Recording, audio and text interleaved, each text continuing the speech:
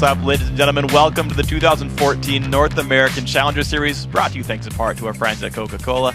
I'm David Freak Turley. Alongside me is Aiden Zyrene Moon. How's it going? It's going really well, Freak. Excited to be here. North American Challenger Series, kicking it off. Yeah, it's going to be a whole bunch of fun, guys. So on Friday, we saw 5 exciting games to determine which teams would get into the European Challenger Series round of 8. Today, we're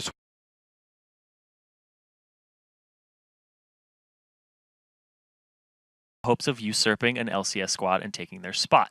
And in the North American LCS, that's exactly what happened to 2 tenacious teams last season. But we'll get to that in a minute. Yesterday, the top 20 Challenger groups played a 1-game elimination round, and here are your winners. And today, these challengers will battle it out, starting off with Team LOLPro and Everfrag. Then Area of Effect takes on Necrophantasion, who are winners of a huge upset yesterday against Team 8. Then Team Green Forest goes up against No Dice Gaming. And the action continues when Challenger veterans Denial Esports and Curse Academy take the Rift. And our final game of the day features Frank Fang and XDG Virtus. Yeah, so all 10 challengers are once again in a best-of-1 elimination match. If they lose today, they have to wait for Summer Series 2 to re-qualify for this LCS opportunity. Yeah, but today's winners will punch their ticket to the Challenger Round of 8, where they have the opportunity to play the 3 teams who fell short at the Summer Promotion Tournament: XDG, Team Coast, and Cloud9 Tempest. 2 of those teams lost their LCS spots to Challenger teams, and now they're the ones hoping this tournament is their rite of passage back in. So speaking of rites of passage, Zyrene, has your dad told you the big news yet? What news? It's about lolesports.com. You can go there. Leagues and Tournaments tab, find out scores, schedules, everything you need to know about the LCS, the Challenger season. It's all there. I'm surprised he never told you about this. I'm surprised too. Thanks for being here for me, though, Freak. You're welcome, son. I've given you all the information you need now to be a true Challenger I got some caster. daddy issues now, too. Oh, dear. Guys, we of course have some fun here in the Challenger Cast, but also we don't want to diminish what's at stake here today. We mentioned it a little bit earlier. 2 NALCS teams were demoted from the Pro League when they lost in the Summer Promo Tournament. Yeah, Complexity qualified for an LCS berth when they convincingly beat Team Coast 3-1. And the top squad from last season's NA Challenger Series, LMQ, got in after sweeping XDG in 3 games. In fact, LMQ impressed so many people during their Challenger run that a lot of people consider them one of the top teams already in the NALCS. Haven't even played a game yet. Yeah, definitely pretty strong, though. You saw kind of dominant performances. Think about it. Last time a team joined in the Summer Split, that was Cloud9, and they destroyed everybody. So you never know. So also keep in mind that even if your entire crew doesn't win at all, individual players can still turn some heads and make it into the pro scene. For example, Glebe Glarbu lost in the Summer Promo Tournament while playing for Cloud9 Tempest, but TSM was so impressed that they signed him to replace Xpecial as their support. Yeah, not only is this a place where teams can make it up, but players can showcase their talent and their skill. Sheep and Bunny Fufu were both picked up last season from the Challenger Series mid-season. Yeah. They're just pulled up there. And Golden Glue, too. Yeah, Golden Glue as well, exactly. That one didn't work out as well, for what it's worth, but he still showcased his talent, so he basically handed his resume to a ton of people just by showing off in the LCS. Yeah, and you got guys swapping around as well, of course, right? Shifter and Zion. Coast got demoted. They went into Dignitas. That worked really well for them as well. Xpecial clearly showed he was a great support. Curse picked him up as soon as he got dropped, so there's a lot of that going on. And it's fun, too, to see the teams that, even if the players get demoted or they get benched, they go and form a new roster as well. One of the teams we're seeing today, Curse Academy, right? You got ManCloud on there from the demoted XCG. You've got St. Vicious, who was replaced in the Curse lineup. You got like a bunch of guys that are good names, and there's like the rumor, like, will KX come back this season? There's all kinds of fun stuff for the players who are like still going for it and still trying. And speaking of ManCloud being demoted, XDG actually has 2 rosters now, so there's a little confusion there. XDG Virtus is the team that used to be Yuma Bay, and they came up from the Challenger ladder, won in the round of 20, and now they're here today in the round of 10. But they are XDG Virtus. XDG GG is the second roster, the one that was demoted, and they will be playing in the round of 8 from the automatic berth. Yeah. With at least 3/5 of their old roster. Yeah, we already know where ManCloud's going, but the rest of them so far not spoken for, so we'll see what roster they end up submitting, who ends up playing, but that'll be in either 2 or 3 weeks. Round of 8's going to be over the course of a couple of different weeks. Also keep in mind, LCS starts up in 2 days. If you didn't realize, it's less than 48 hours from now. Yeah, Super LCS Week goes live. Kicks off with EU. And then we have 3 days of that, and then NA, 3 days of that. So mark your calendars, guys. It's going to be exciting. Just basically like take a nap when you wake up. LCS will have already started. 48-hour nap, huh? That's how I do, especially on Mondays. Yeah, you got to sleep on 3. We work weekends, so you know Mondays are weekend. Why the heck not? Unfortunately, most holidays are Mondays. If you guys don't realize that. It doesn't even count for us. It's fine, though. We love what we do. It's not really all that's important about this one. Seriously, I wasn't here for a while because Challenger wasn't up and we had all the playoffs and stuff like that. Yeah. And I was like, man, I really want to get back to working. And I was like, I'm an inadvertent workaholic. Yeah. Because people are like, what do you do? And I'm like, I'm a shoutcaster. And then people are like, what do you do for fun? I'm a shoutcaster. Yeah, right. It's like I work in gaming. It's like, well, so what are you doing? I play more video games for fun. Like, and it's like, isn't that boring? It's like, no. Nope. I got the exact job I want. Like, this is wonderful. I'm just increasing my qualifications. Yeah, right. Oh, well, now I'm Diamond 1, so I'm a better, right? Like if you're someone as good as Kobe, you actually play against those guys all the time in solo queue. And it's like, I was playing Neon the other day, and I'm like, I wish I had that. Gets his research immediately by doing solo queue. Yeah. Yeah, I got to climb back up there. I got Diamond again because people were like, who's this Platinum dude? And I was like, okay, you know what? I got to at least get back there. Right. So I was high Diamond, but now. Yeah.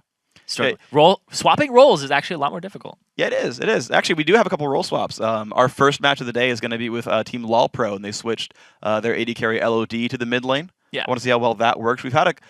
I haven't seen many teams succeed with those role swaps. 2 days ago in EU, we had a support main playing top lane, and he didn't do very well.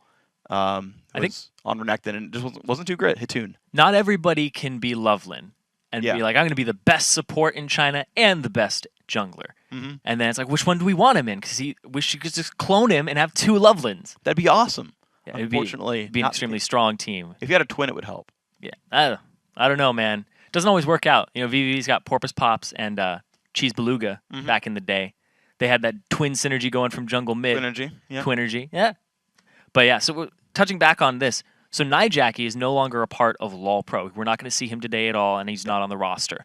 LOD, their AD carry, was moved to mid lane, and they brought in old-time CLG Black AD carry Hood Stomp. Yeah. So Hood Stomp is back. I'm excited for that one. Yeah. And again, it's one of the other faces that are coming in, like, kind of from the past. He actually messaged me. He's on my friends list, so he messaged me a couple months ago. Sorry, I'm just like, in terms of why he messaged me, I just felt like dropping, like, here's how he messaged me in the League of Legends client. Why not? Whatever. Relevant detail, right? But he's like, man, I really wish CLG Black hadn't. So he's a really confident player. So I'm going to try to deliver this properly without sounding wrong on either side of it. He's like, yeah, I really wish CLG Black hadn't disbanded, because look at where all the players went, and like pretty much all of them made the LCS, right? Link still plays for CLG, etc. And he's like, I would be in the LCS right now if we didn't disband that team. I'm like, okay, that's his claim. And I'm like, and so now he's on LOL Pro, and apparently they've been doing like really well in scrims. Like, he's super confident. They're the #1 seed coming into this tournament. And he's like, yeah, I just wish I'd been doing this for the last year and a half, because then I'd be there instead of trying to qualify for it. Yeah, and if he's got the confidence, see him do it. Yeah, and confidence is definitely a big booster coming into these games. Yeah. You win the round of 20. They won convincingly in 24 minutes and 30 seconds. So what ended up happening is they moved LOD to that mid lane. Yeah. And this is also a change that Team 8 made too. They took Slushy from the AD carry to mid lane. And that worked out really well for them. So I want to see what LOD does, because that's what I'm going to be comparing him to, is that role swap that Slushy had. Yeah. Because I was talking with Skara. We're dropping names, right? Yeah, I was talking with Skara. Well, all right. I was talking with Skara, and he's like, oh, Slushy is so good at what he does, but you can't call Slushy a good player. You can't. Because he gets overly confident, so every time you see him, you got to tell Slushy that he sucks, and he does really well. And then he'll work harder and get himself up there. I like that. I actually want to touch on something you said. Both you talking about Team 8, as well as playing with confidence. Yes. So this is something that I guess we've talked about a little bit on the stream overall, and I know when we get players on the desk, they talk about it as well. You have to play to win and play instead of playing to not lose. And this is talking about playing with confidence, right? Is you have to play like you're the team that's going to win and be the team that makes moves. Because if you're playing in a tournament like this or LCS or solo queue, whatever it is, you're generally playing players around your skill level. Yeah. Right? They're about as good as you. I mean, hit or miss, 5%, whatever. But like, they're about as good as you. And if you're playing passive, you're like, well, if I don't throw, we'll just win because we're better than them. Like, realize that part of skill in League of Legends is your risk assessment and your ability to make plays. And if you're, and this is actually why Teammate actually lost in their round of 20, is that they were playing hyper passive, saying, well, we're just better than them. We're not going to make any plays. And I know we're kind of getting ahead of ourselves, but like in that game, for example, everybody wants the explanation. Yeah, they're playing with like Nocturne, Twisted Fate, and a Morgana support, and they're just playing safe. It's like you have double global with like crazy gank pressure, and you're not going ham for kills. Like, that's playing to not lose, and that will throw games for you. And actually, that's what happens. We're going to see the team that beat them, Necrophantasia, in our second game of the day, I believe.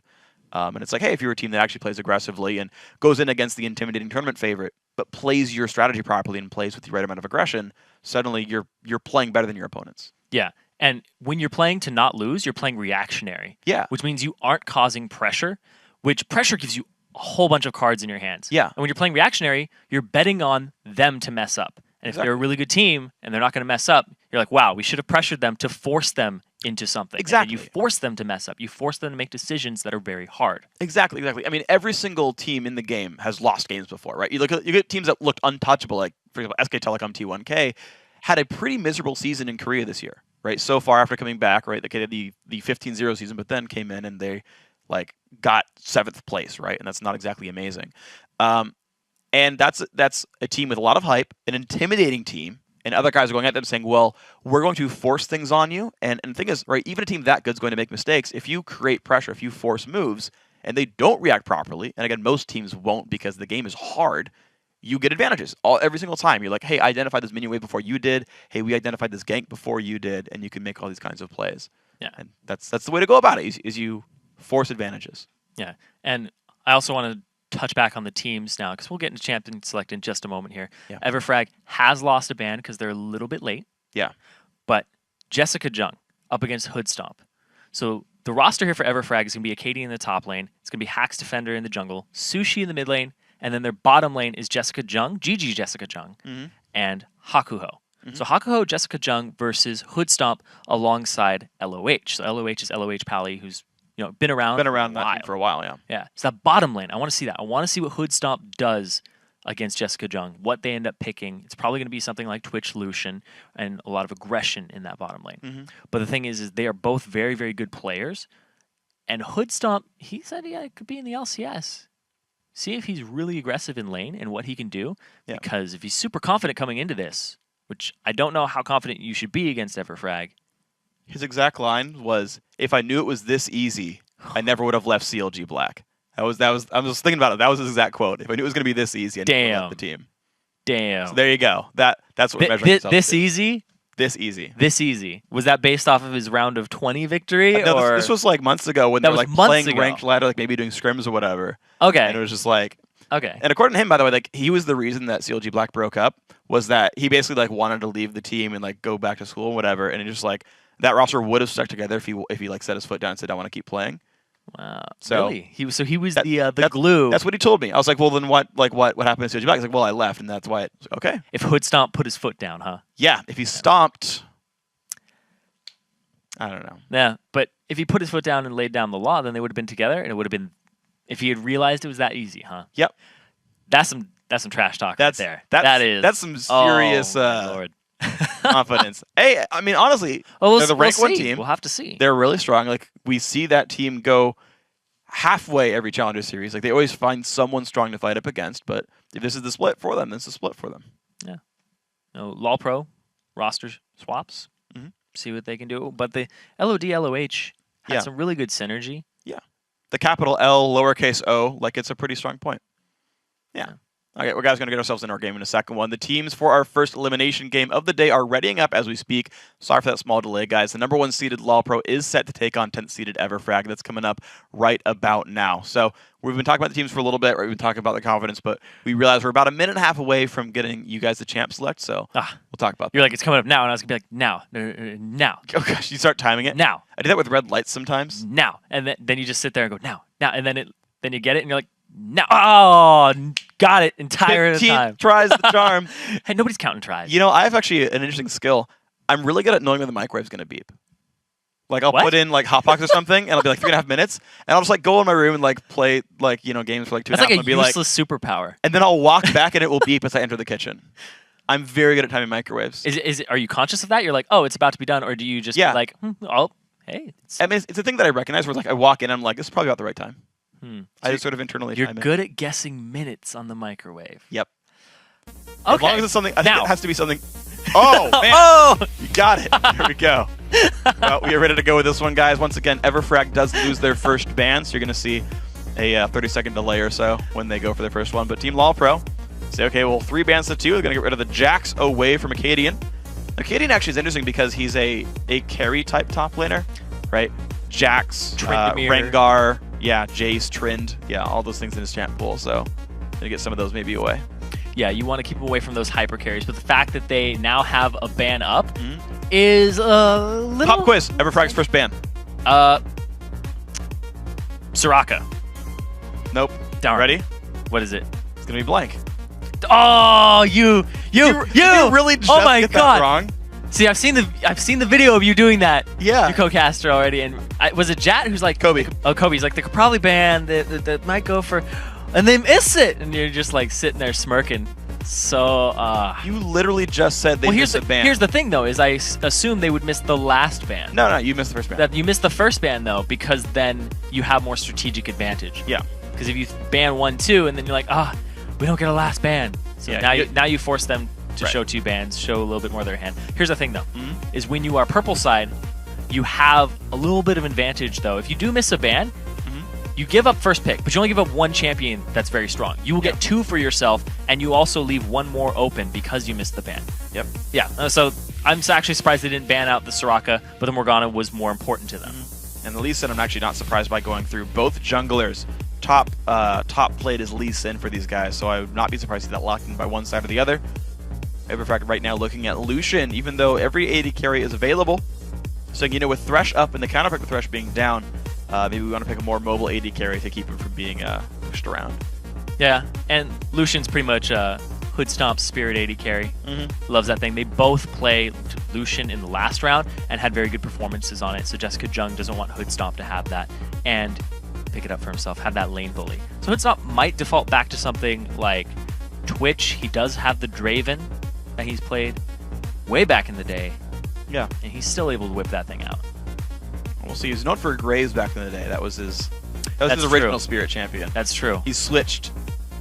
Apparently Spirits change in League of Legends. I didn't know this. They do. Well, as we release more champions, you realize, this one's closer Your to me. Your spirit goes elsewhere. Well, you realize that your previous one was a false prophet, and you're just like, this is the real Messiah for me. You cheat on Graves with Lucian, basically. No, you just drop him. You convert. Okay. You convert. Okay. Yeah. I'll get you in that one.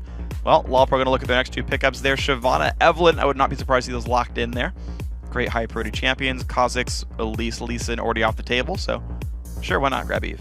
Now, a lot of Evelynn's power is in the fact that she's invisible, right? As soon as you show yourself, you will not win a skirmish against Lee Sin. Generally. So if Hack's Defender ends up invading the jungle, we'll have to see Hanser will have to reply, and if he's already level 6, he'll have the Wish behind him.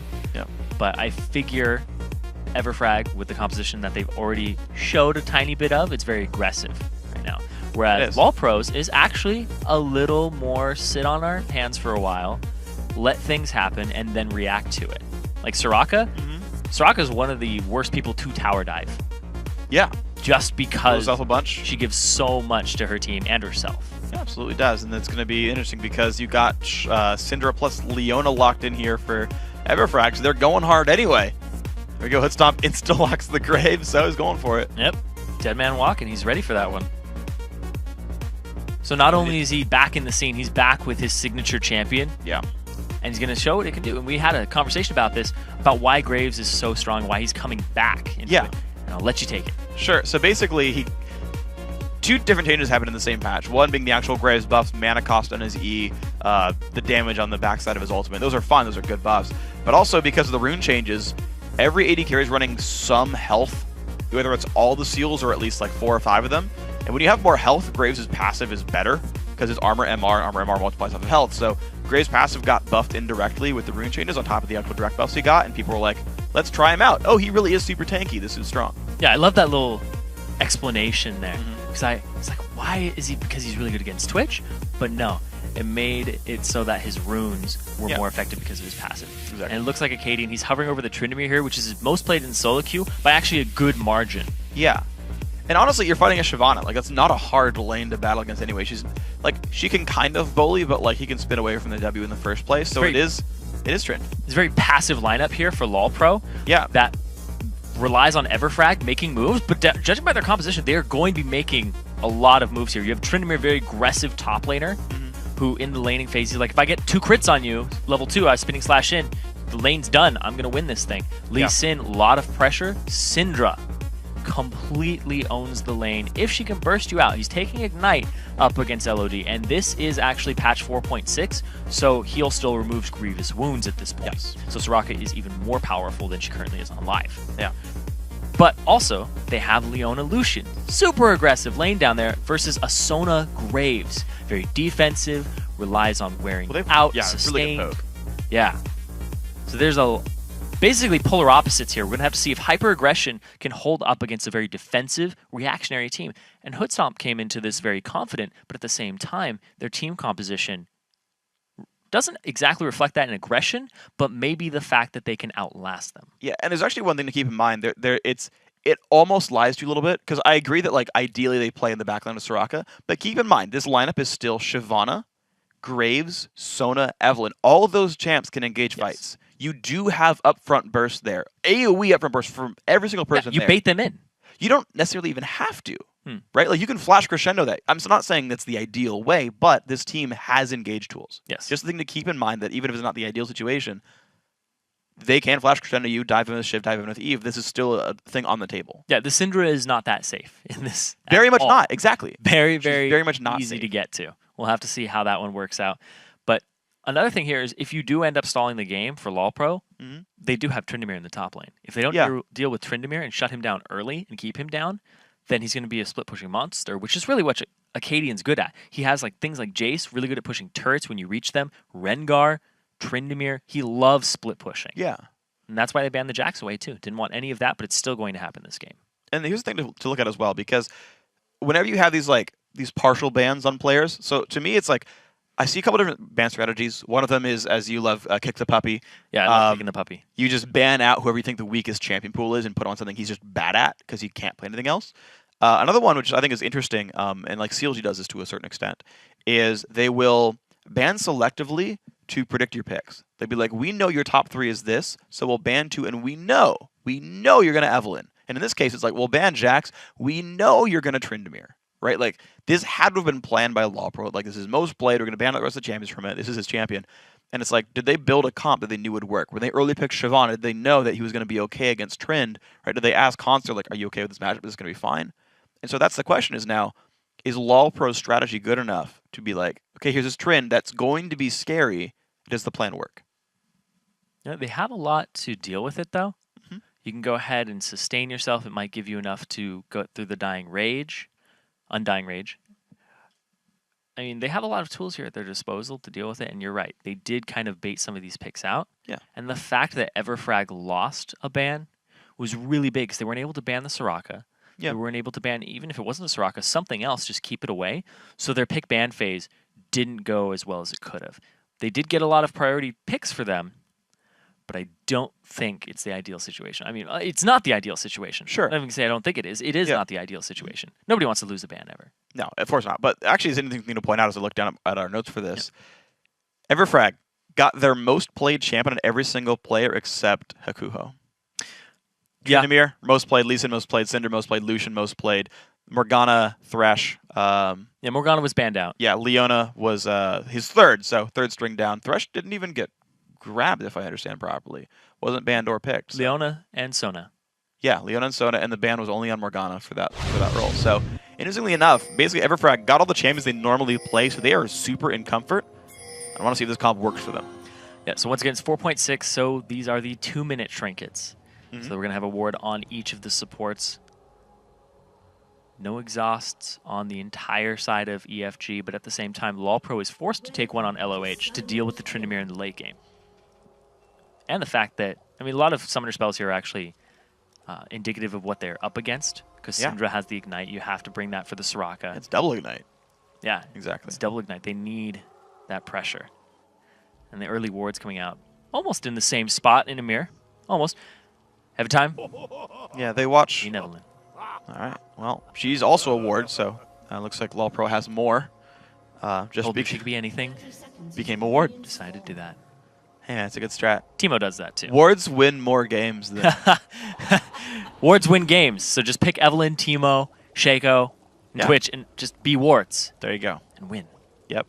You'll be awarded with a win. Yeah.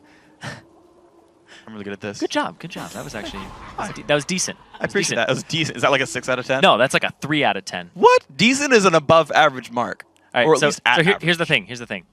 Do you go by grading scale, so 7 is an average, or do you go by 5 in the middle as an average? You go by the out of 10. Like 5 is an average. But in school, 70%. We're not in school. 70%. We're not in school. Are we in school? No. If Curse Academy was playing, I would maybe give it to you. You would maybe give it to me, but I'm just saying, in terms of a percentage, no, what is considered? We're no longer in school. We're in LOL Pro. It's out of 10. Okay, okay. I don't know. I go by... Right, so even if 5 is average, I still give you a 3 on that one. What? That belies you saying decent. That's messed up. All right, well, we're going to get ourselves into the game. I'm easy with my words, bad with my, my ratings. Yes, it's okay. Here we go. Mid lane 1v1. It's going to be an isolated 1v1. Both, we got 2v1 lane setups going on. Interestingly, though, it's the double jungle going on. So White Camp going down for the red team. Looks like Wraith just got taken. And then Shyvana Eve going to grab double golems. And it's going to be the 4-0 push. And EFG looked like they were expecting an invade. So they hung out by the wolves for so long as 5. And then, boom, ran themselves down. But they also planned this out, too. Because if they weren't hanging out by the wolves, they would have delayed their top laner getting delayed. So they saw this coming. They expected this. It's going to be the 4-man split push in the bottom. Going to get those level 2s off of the enemy double golems. No red buff for EFG, but there's one for LOL Pro. I actually think that the blue is a little better in this situation. Generally speaking, yeah. More abilities are going to probably do more for you than like 5 true damage a second on minions right here. So, going to be top lane turret going down rather rapidly. Of course, Sona, a slightly better pusher thanks to that Q aura. 3 minutes, 9 seconds for top lane turret. That's the one with the bonus armor. Again, 4.6. The bottom turret doesn't have that yet. 3:14. Looks like EFG got their pie, and they're going to be continuing to push down the bottom lane. And it's a race. They're just going to go for it. It's a ceremonial dance before the game begins. Yes, indeed. Let's get some turrets, some extra gold in our pockets. And it's worth pointing out, some actually, allowance. That both guys are giving allowance to the top laners. It's 5 CS for each one, so they're slightly giving the CS over there. Being that this is a pretty snowbally lane and will eventually be able one-on-one, that matchup's going to be important. So here's the thing. How long are they going to leave it? It's going to deny the entire wave, and will they possibly freeze it afterwards? Yeah, they're going to do it. So this is the adjustment that people have made after seeing this strategy fail so many times. Leave the turret up as much as possible. LOL Pro's got the better of this, though. Yeah. The thing is, this wave's mostly done now, and when Hoodstomp kills his turret off, this will push out towards his lane, whereas this bot lane here for Haunter is freezable. Yep, they left it up for a little while longer, and also the minions were not in range of it, so tiny bit of advantage there to LOL Pro. We'll have to see what they do with it, though, because so many people will end up not pushing an advantage or not using it appropriately. This is going to be interesting. So look at where Haunter is, and look at the fact that the red team was just taking away the red buff. They could theoretically flank around and get down to that Shyvana, but they didn't know about it enough. Well, speaking of flanking, we have Lucian off on the side here with Lee Sin on the middle. Here we go. The stun ignite is on. A lot of damage on the LOD. He's going to have to try to run away from this one. Flashes over into the turret. Flash from Justin Kajung. Hits an auto attack on the turret, though. It's going to be the Soraka getting away. There's good aggression there, but at the same time, once again, it's Soraka. It's not very smart to tower dive a Soraka. I said that earlier. And now Hoodstomp is here to reply, and they're going to have a little bit of a numbers advantage in the mid lane with that jungler off on the side, whereas 2 members of EFG have to back up. All right, so now we got to take stock of the situation. How many summoners got burned? Looks like 4 for EFG to the 3 of LOL Pro, actually. So the trade wasn't exactly ideal. Acadian shoves at the top lane rather fast. Had to in the first place, but did it. Soraka's actually not there in time. He's going to miss 1 minion, maybe. And this is Acadian's strength, the split pushing, the wave manipulation. Is something that you learn as a top laner when you want to just push the advantage when your wave is pushing. And look at this. LOD, he does show up at a very good moment, so he ends up getting the CS. Maybe could have had Haunter teleport to the top, but they wanted to have the free farm bottom with no interruptions. Yeah, it's okay. You don't want to burn TP for a difference of 1 minion right there. Big difference here is the AD carry CS. We talked about Hoodstomp versus Jessica Jung at the start of the game, and Hoodstomp has twice as much CS as Jessica Jung, and they're actually funneling a lot into him. Yeah, he's been holding the mid lane now while the Soraka kind of split pushes off. This is interesting. It's always fun to see when teams pick kind of unorthodox lane matchups in order to be... basically, it's not for like the 1v1 or 2v2. It's for being able to move around the map. In about a minute, the first buffs are going to respawn. And if you got more people in the mid lane, those guys can more easily react. Pings around the dragon. Evelyn was going for some wards there. They ended up seeing her. And now there's a flank onto the bottom lane here. And are they going to risk the 2v3? Looks like the reward. Hakuho is just coming down to go ahead and make sure he gets some use out of his Relic Shield here. Yeah, well, it's going to be, what, 2 minutes, basically, is the cost, or the amount of time it takes to get back to full charges. So, gets the cannon. Proper choice there. Got to make sure you get cannons. So this time, LOH going to be fine there in this mid lane. They're actually constantly pushing. They're actually trying to get Syndra down a little bit and kind of push his matchup. He's actually going to miss some CS. One caster minion right there lost due to the pushing. So, 6 minutes into the game, LOD's been doing really well in the mid lane for himself. Granted, he's playing Soraka, and he was left on an island. There was no pressure anywhere. Soraka's going to do really well with sustain, etc. Yeah. He's keeping up in CS, the highest CS in the game. You know, this mid lane swap is working out for him currently. Like right now, I'm kind of thinking, you know, it's for the better. Yeah, it's working out. It's honestly working out quite nicely, and actually I want to keep seeing how the minion waves shape up as well, because you have kind of down the line minion kill leads for LoL Pro. I feel like they're manipulating their waves a little bit better. They're getting, like, everyone who's kind of farming in the side lanes is farming uncontested. Like Shyvana was solo pushing down to the bottom lane for a while, reached the turret, backed off, right? Was gankable, had a ward river just to make sure, and it was like, all right, they showed up, backed out. You know, the AD carry got the CS, pushes back down. It's going to go back and forth. Yeah, well, their team composition is very indicative of their playstyle. They're saying, we want to play passive. You guys have the super aggression team. We're just going to play around that. Yeah, so just so you guys know, we have a pause in-game. We'll be getting back into this one before too long. But when you see us after the game, in the middle of the game, it's because there's a pause. So don't worry. Get you situated in a little bit. So yeah, we had basically an 800 gold lead so far for LoL Pro just from landing phase. Both teams got 2 turrets. No team's got any kills. I didn't see any major buffs go one way or the other. No dragons or anything. So it's just better minion killing right now, right? Controlling the waves properly. The fact that Trend had to push the wave really fast. And we talked about this a little bit in the pregame. Teams being able to read the game, looking forward, and making the move as opposed to being the one to reactive. And so, for example, in the case of Soraka getting the top lane, right? That was a scene situation. It's like, okay, Trind's pushing. We know it's going to be like 1 or 2 more waves. Make sure you're there in time. LoL Pro was not surprised at all by that. Now, that said, LoL Pro defended with exactly 1 champion who had no spells up, right? This was after Soraka got pushed out, burned her heal and flash.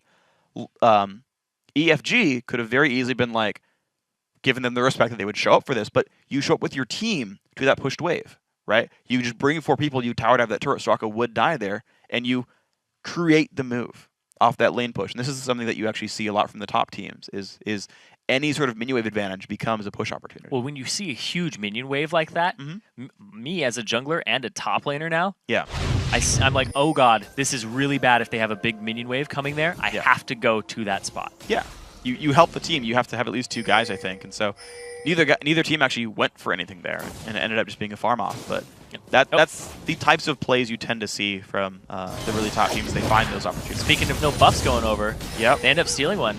Oh, there's a 2-man mid. Hanzo uses his ultimate. Jessica Jung was giving him some to the backside there on the way out. He was like, oh! Dragon's trying to converge. Like, if you saw that there, Hanzo was just taking free damage just so he could be in position to possibly contest the blue buff. Yeah. Worth. Yeah, I mean, his team got an extra buff steward there. Syndra's going to be without blue for a while. I believe Straka was going to grab the buff herself. So, no, actually, it looks like it went to Eve. Got smited away. Okay. They didn't risk it. They'll give their own blue over to LOD if they have the possibility. Look at that. They're converging on the jungle now. They had it warded earlier, and now LOD Pro making all the moves. Ooh. Okay, well, Hack's Defender gets silenced, so he can't jump yet. Now he's going to be able to get away if he has a ward to jump to. Doesn't, but walks out safely. And I like this by LoL Pro. They are really capitalizing the fact that the dual lane was stuck bottom, although Leona came mid finally. But the fact that Trend is not going to do very much right now. Low level, no major items, and they're just grouping up and trying to make plays. Another thing here is, looking at Lee Sin's build, nobody on EFG's team is going to be remotely tanky for a very long time. Very true. And if you look at the lineup of LoL Pro... Wow, that's a lot of damage there from Acadian. Again, LOD, wow! Dangerously low pop summoner heal. He's got to wish to keep himself alive, but you've got to be careful. Heaven Time shows up to save him. First blood, though, Acadian. 1v1. Now, can he get away? No, he can't. He's going to be kill traded back over. He's so good because he has Aiden in his name. I hope everybody can hear you doing the slow clap. You can. That'd be great. I've watched VODs. You can get the slow clap. Don't worry. Yeah, so that was pretty glorious. They ended up getting multiple crits there. on him. And like I said, spinning slash, you're just like crit. And you're like, oh, I'm going to spinning slash, get another crit. And it reduces the cooldown of your spinning slash. So you're like, oh, use it again. Continue closing that distance. And now they're in position to do this. And they pick it up for themselves. But now they're getting pinched in. They engage. It would have to be a flash crescendo. There we go. One man flash crescendo. Everyone else getting out. Sona putting some damage. And there comes Hanser. Gets kicked back. Then Hakuko in the wrong spot. He's going to be going down. Picked up by Hoodstomp. 2-for-1 overall. But Dragon EFG. Yeah, and there's still a gold lead here for LOLPro. It's the early Dragon. It isn't worth as much. They're 2 turrets to 2. But then it's 2-1 and the Dragon in favor of EFG. But it's still the CS advantage here across almost every lane except for the mid lane. It's going in LOLPro's favor. And now they're going straight to that mid lane with 5 men strong. They had this tiny advantage. Why not push it? Really good choice. They got people off the map. They show up for the turret push. So 3 turrets, 2. Overall, that fight, the Dragon, right? Like, the Dragon actually baited in EFG. Again, a team not awesome at team fighting yet. You identified no real tanks until Leona can, like, put herself in the front line easily. And didn't get it. I do want to touch back on that because I was so rudely interrupted by the first blood. Oh, yeah. The fact that they have no tank up against the Shyvana, who's naturally tanky from her Dragonborn passive, and having a Soraka, which gives other people resistances, a Sona that can give other people resistances, heal and sustain alongside the Soraka, and Graves. They have so much durability here up against a team that is very defenseless. Their peel is arguably not even that great. They have Syndra, who actually has some decent peel on her. Yeah. But Leona's engaged. You see Tryndamere, who's pretty much a pick somebody off split push champion. Like but I don't know how often LOLPro is going to be answering the split push. I think they'd actually be fine team fighting and letting Acadian just split push. Well, it depends how fast they do it. Acadian right now going towards at least Cutlass first. We'll see if when he branches the Static Shiv, that's when the pushing gets really fast, is when you can actually AoE the minions down with more than just 2 spinning slash casts. But that'll be the test right now. They've actually every single time answered this split. And the funny thing is, because 2 turrets were taken, the Trin split push is so telegraphed in the future, it's easy to respond to. He has to push all the way from his inhibitor, and you can watch wave after wave after wave and send someone to defend. It actually makes it very easy for LOLPro to react and then go make plays elsewhere. Yeah, you can't push up very far, but at the same time, not a big deal. Tryndamere, he'll push, he'll get his golems. And now in the bottom lane, though, this is the last turret that LOLPro can take. Yeah. And they're setting up for it. This could be a good play. Both top laners have teleport available. Soraka heading down. Syndra has not just yet. So LOLPro has these small numbers lead. Lee Sin waiting around. We go Hanser in 1v1 with Acadian. Does dodge the slow. There's a spinning slash in. Can't catch up. Look at this Heaven Time waiting in the wings. If an engage happens, he's there. Nothing lands just yet. Syndra's still mid. Shyvana rotates mid to actually hold that lane. So Acadian left by himself again, but once again, the wave all the way pushed in. When he pushes down, it'll be telegraphed. Yep. He also has teleport still available. He'll use it to get into the fight if he has to. But now look at that. He cleared the mid wave, and now he's going to answer to wherever they send Syndra. So here's the thing. Like I said, LOLPro, they want to group up and fight as 5. Tryndamere's going to keep split pushing, and here we go. Well, it's going to be the stun onto Sushi, and there comes the dive on in. Exhaust, the big burst. Heaven Time grabs the kill. The blue buff as well goes over. LOLPro owning the jungle. They have a lot of engagement tools here. They're looking for the missed positions. There's the teleport to top to clean up that minion wave. That, once again, has been telegraphed for so long. It's really good play by LOLPro. I feel like they're playing this one really, really smart. They're playing about 1 step ahead at all times, timing the buffs, being there with a group of 5 that EFG's not ready to react to. Now the turret siege begins. Hanser, he can actually get a good piece of this now. He's got the Ninja Tabi, so he's able to absorb a little bit of the damage from auto attacks, which is his main source of damage from Tryndamere. Yeah. I mean, realistically, like, Trin scales harder, so right now Shyvana just has more base damages, but look at this Acadian really using his lifesteal and his Bloodlust to try to chip down his opponent and then heal back up, but Hanser's got a Cutlass. Like, he's not really taking much permanent damage. Yeah, and every time that Hanser ends up landing his Flame Breath, he goes straight in. There's Sushi, he's caught again. Another engaged stun goes on an LOH, but Heaven Time just going to chase this one out, picks up the kill with a heal for help. Gets out, but I mean, LOLPro playing this so well. We talked about how mobile Syndra is. This really hasn't been about a single person this game. It's really been about how LOLPro has moved around the map. They seem so coordinated compared to the older LOLPro that I've seen. Yeah, they're looking really sharp, I gotta say. I'm very impressed with this team's play right now. Aside from the fact they didn't get punished for farming the top lane that one time at 5 minutes, like, this is a great looking team right here. Hoodstomp gets the solo push in the bottom lane. Of course, everybody's locked up defending elsewhere. He gets to take that by himself, but here comes the Trin. Can he get the kill picked up? He does have Ghost. He's popped that already, actually. Hoodstomp does get slowed, puts the damage in. Wish comes through as well. There's the Ruin King active. Hoodstomp pops the heal. I don't know if it's going to be enough. He's still running towards his turret. Dashes, flashes. Can he get there to Shyvana or anyone else? Acadian gets the slow. Shyvana ulti gets a bit of a knockback, but Acadian still chasing. Pops the ulti early. Just now would have had to use it. And now can he get away from this one? Nope, can't.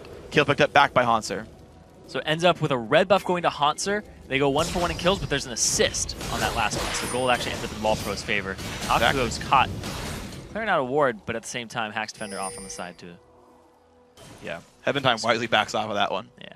1v2s, even if you're winning by a little bit, not exactly in your favor. So 2,300 gold lead right now for Lolpro. They've been taking the jungle pretty successfully.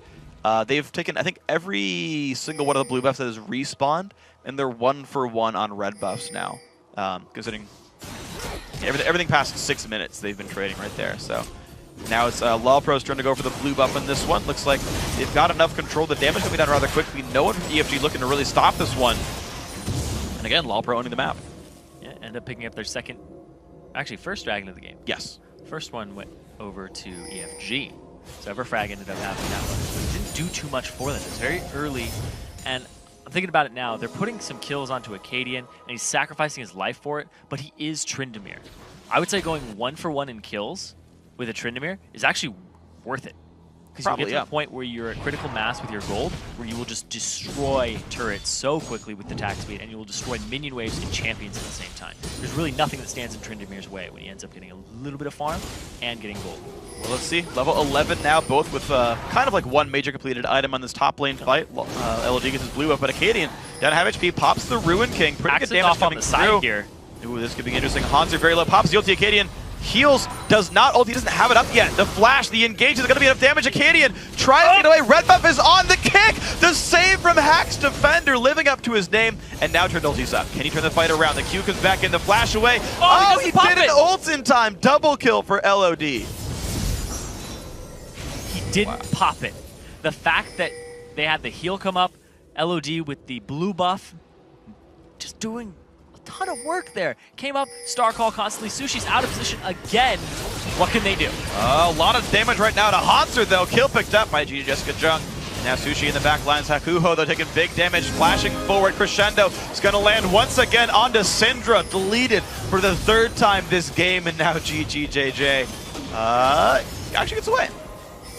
Now they're going to get this turret for themselves. They've cracked that tier 2. You're going to have to crack base after it. Hakuho! Wow, a little bit too aggressive. The heals too much. He thought with Turret Dagger would be enough, but it was not. The loss of a ban really hurt them, letting Soraka get through. I am almost positive their last ban would have been Soraka. I thought it was going to be their first ban when you asked me. But nope, didn't even get it. He just deleted it.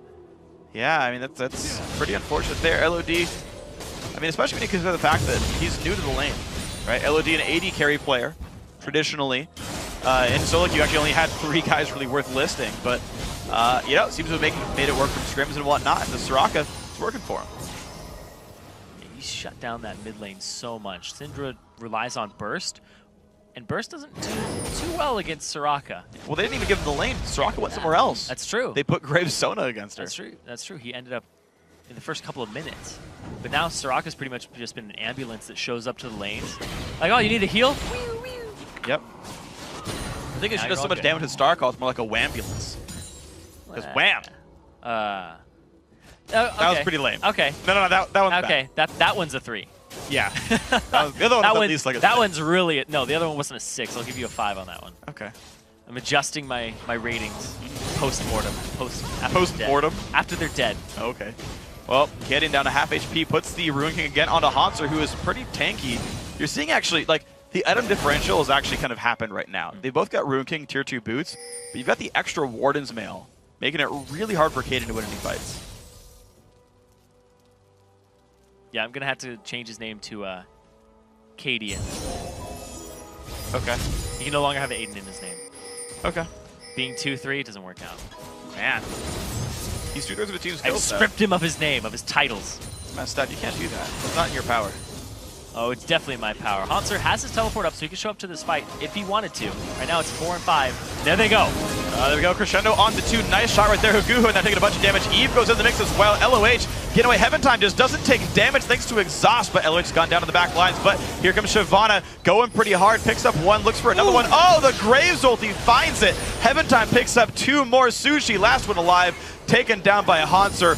5-1 fight for LOLPro. 5-for-1. LOLPro coming up huge in this fight. Tanking the turret so that Hanser gets out. Being a bro. Yeah, it was nice. Now they're going to get this tier 2 turret off of it. Not going to push anything else just yet. Clean up the pink ward. That's the reward right there. Yeah, I mean, keep in mind, it's 20 minutes in. They're respawning in 6 seconds. They've got to heal back up Very early. and be ready. Exactly.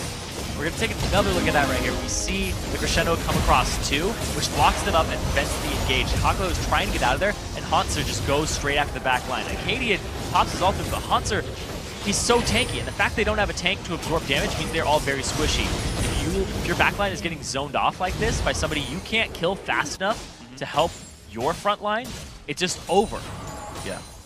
And I actually got to mention the MVP exhaust. We thought it was going to be for Tryndamere. Yeah. They're cutting it back anyway. It's actually for Syndra. Yep. They're I think I've seen it twice now, completely stopping your ultimate. She ulted the Eve and didn't even break the ulti shield. Yeah, the fact that exhaust is so powerful now against casters is actually really good change. Gives it multi-purpose and allows it to be a really usable spell to take in the mid lane. Worked quite nicely. The counter pick and 7 spell pick really did well for them. I mean, counter pick, I guess counter lane matchup. They put the 2-man there. They couldn't get bursted out. Hanser, LOD now looking for the top lane of this one. But as well, looks like they've taken all 6 tier 1 and tier 2 turrets. So now the question is, where else does LOLPro go? Oh, they have to crack this base. They have a wave that's pushing actually against them in the bottom lane. And the way that their wards are set up is all in this top lane. They will see the movement. Now they're going to start sieging this top lane. And actually, doing a really good job here. No, they don't want to engage. EFG doesn't want to engage because of the Crescendo, because of the tools they have available to them. And like I said, you don't want to tower dive a Soraka, but Soraka's really good at helping your team tower dive. Yeah, here's the weird thing, right? Is like, you've got decent tankiness in Hanser now. He's got Randuins. And okay, you're right about like Soraka, Sona, they're being able to help this, but like, I feel like it's not, I mean, I guess I could tower dive, but it just feels so risky to me to tower dive when exhaust is down. It's still very risky, of course. They're at a 10k gold advantage. They're going to pick up the dragon and take another advantage for themselves. And I do understand what you mean by that. But at the same time, the amount of armor that Soraka gives somebody, just soak the turret. They don't even have to tower dive. You can just heal Hanser and then have Hood Stomp auto attack the turret. He'll be in Solar Flare range, but you can always counter Crescendo the engage. There's a lot of cards in the hand of LOLPro, not just because of their team comp and the way they've been playing this, but because of how much gold they have as an advantage. Yeah, very true. Kept them safe for this one. Maybe grabbing the red buff. LOLPro, when will they push forward for the next major objective? Will it be a Baron setup maybe? Of course, with Dragon down. I mean, this is good. Baron's right? really risky. Yeah, it is. It is still really risky. You're absolutely right. It's 22 minutes into the game. The Baron would be how EFG gets back in here. And the fact that it's a Lee Sin and it's execute, it's always a risk. Definitely is. Okay, so LOD grabs the blue buff. They're taking their time to make sure they claim away the jungle. Of course, Acadian, though, still split pushing means at some point you've got to react to this. Otherwise, gold flows in and your life gets difficult. They are putting wards down on Baron, though. The 2 pink wards, these are the 2 important ones. The one in the brush by the river. Another one right here, I like that one as well. Those are 3 really good pink wards. Nobody cares about Acadian split pushing right now except for Hanser, and he doesn't have his TP. Oh, yeah, there's a TP disadvantage. If EFG knows this, they could actually use that to get a 5v4. They would have to really use that 5v4 to their advantage. And I think Hanser, what he's going to do is just chase him as much as he can and keep tabs on him, because he can still interrupt the TP with his Dragon's Descent. So if he's in line with what his team wants, then if he just basically sticks to the Tryndamere, then he'll be fine. He just let him slip right then, though. Like, he's not...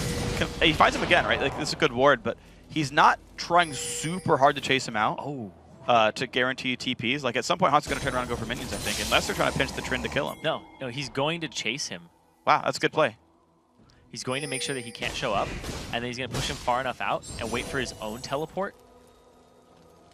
Yeah, there's no split pressure anymore. Yeah. LOLPro has no reason to rush any of this. And now he's going to clear that wave early so that this wave will start pushing by itself. And that bottom wave is actually going to be a problem by the time that Hanser's teleport is up. Yeah, it's going to be in about 5 seconds. Tryndamere cannot stop TPs, whereas Shyvana can, so that might be something to watch for. Static Shiv now done as a very important power spike for Acadian, but Thornmail is coming soon for Haunter. I think it's going to make it too hard for Acadian to win a 1v1 when Thornmail's done. Haunter played that so well in terms of micro, and just the little macro strategy for himself in lane was really good. Just knowing when to keep tabs, and the communication that LOLPro has is on another level compared to what Everfrag has. The way that they have this cohesion, adding Hood Stomp to it, he's done really well this game. Their shot caller, whoever it is, everybody's listening to and respecting. Yeah, they're moving very, very smartly here. 25 minutes in. 10k gold advantage at this point in the game. Here we go. 5 minutes ago was the 6th turret going down. Flapjack goes in. They find Sushi again, and down she goes. 1 for 0. The dive still coming through past the turret at this point. It's really didn't think of anymore. The dive on back, and it's going to be Sona dropping Acadian. Pops the ulti. Can he get more damage? Or Hoodstop trying to kite backwards. Flashes away. One more attack. Gets healed up by the Soraka. 2 for 1. Now they can go for the turret. Yeah, the Soraka turret dives are extremely potent. It doesn't matter. You have your wish, you have your ancestral healing, you have 2 heals on your team. Both were blown in that fight by LOLPro. They're going to get an inhibitor for themselves, and they're most likely going to back off. Oh, Defender goes in! He got silenced! He wanted a ward hop back, but the silence from Soraka kept him from doing so. Another kill picked up. 3-1 and an inhibitor. Now this is big. The jungler's down. They have a lot of options on the table. They could rush a Baron with no chance of a smite steal, but looks like they're going to back and instead set up for another push. They have the minion wave going, so they're playing it very safe. Yeah, they are. I don't even know if Baron will be taking this game unless 4 people are dead. Even though they set it up perfectly. 3 pink wards in like really, really good spots. There is a ward, I believe, still on Baron, one that didn't get swept just yet, but in general, like LOLPro owns that side of the map, but yeah, they're playing the more risk-averse spot. And they could bait a Baron now with the advantage that they have, and the fact that they have so much pink ward coverage. They could basically tell EFG, this is our coup de grace. Sure. Either you come in here and we beat you, because they will flat out win a team fight with 12k gold advantage, or you steal it, we beat you, or you let us have it. Those are the 2 options we mentioned. Well, wards once again getting swept away. There are sight stones, 2 of them on EFG, so there's plenty of wards to keep putting down if they need to. And this is the whole playing with aggression. LOLPro has put EFG in a spot where they have to make the moves, and it forces misplays. Well, here we go. Some big damage on Heaven Time. Gets locked up. A whole bunch of pain goes through. Look at that. Again, Crescendo stopping this up, though. No Syndra came out the entire time. They've traded back 2 for 1 now, and the dive keeps going. GGJJ forced to run away. Acadian still pretty good, though. If we can turn this fight around, that'd be good for them. Straka heal back down. Oof. Big damage comes through. Lucian falls now. 4-2 on the map. Yeah, they killed 3, and it looks like they're going to go straight for these Nexus turrets. They have all of their damage up. Soraka is the only one not available. At 27 minutes, they're already knocking on the base. There we go, Acadian in the middle of this whole fight, but 2 versus 4, gonna be a bit difficult. Can they find anything? Looks like it's a jump towards Hoodstop. He's not gonna go down. 2 for 0, LOLPro now in the push for the Nexus, and I'm pretty certain they're gonna be making round of 8. Yeah, that was a very, very confident. I mean, if Hoodstop, he can kind of back up his trash talk at this point. He did just die now, though. Actually, hold on. This is pretty defended. Haunter has a decent amount of damage with Blade of the Ruined King, though, and a lot of durability. Yeah, they might just have enough. Sushi getting pushed around. Lee Sin still in the mix. Very, very low Heaven Time in the wings. They're just going for the Nexus. It's going to be going down. I've got to assume. There it is. Couple more kills picked up, but 28 minutes, 15 seconds in. Team LOLPro takes it out. That's the cleanest I've seen LOLPro ever. Yeah. That was the best team coordination that they've had. And without Nijaki. They moved LOD to a new role. They picked up Hoodstomp, who's extremely confident in his play, and I think he might be calling some of the shots there for the team, because the way they were moving was incredibly impressive, and everybody was on the same page. Yeah. And the way that Haunter played that top lane, I think he upped his game during the offseason. Yeah, honestly, all this looked really, really good. From team coordination to individual plays, I don't think I saw anyone get outplayed 1v1. There was the over-aggression by Soraka to get caught up by Trend early game, but anytime he did get that solo kill, someone answered back for it anyway. So, impressed by that stuff.